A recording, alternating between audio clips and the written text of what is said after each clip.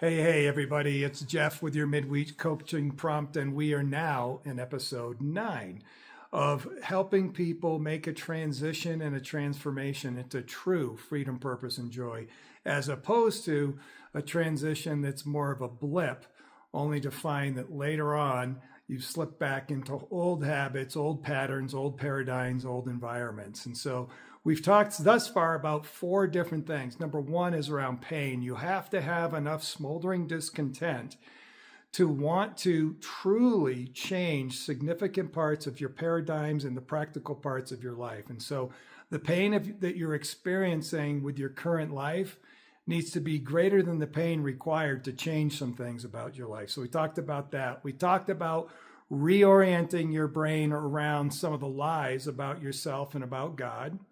We also talked about engaging your emotions, being real about what's happening in this transformation.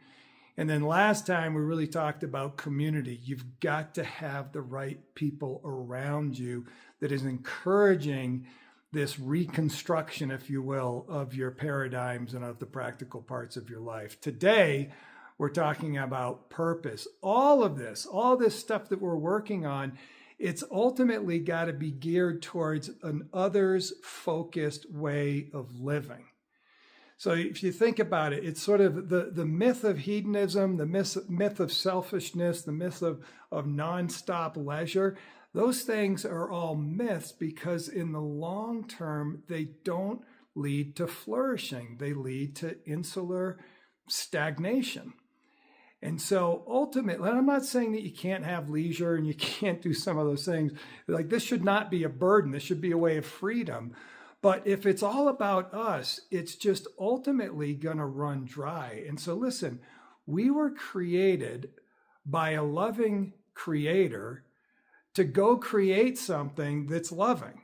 I mean, think about that. We're created by a loving creator to create something that's loving. And so ultimately, whatever we do as we build a business or we build a company, we build a ministry, we build relationships in the neighborhood, we build a family, ultimately, it should be geared towards not just our fulfillment, but the betterment of our fellow man.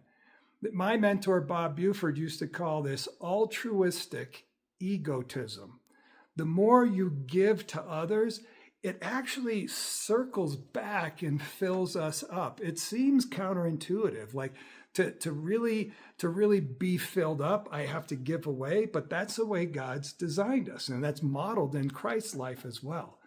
So as we wrap this thing up, remember the ultimate objective of this purpose is that it's to be the best and most loving person you can be on this planet, and let that ripple effect go into eternity.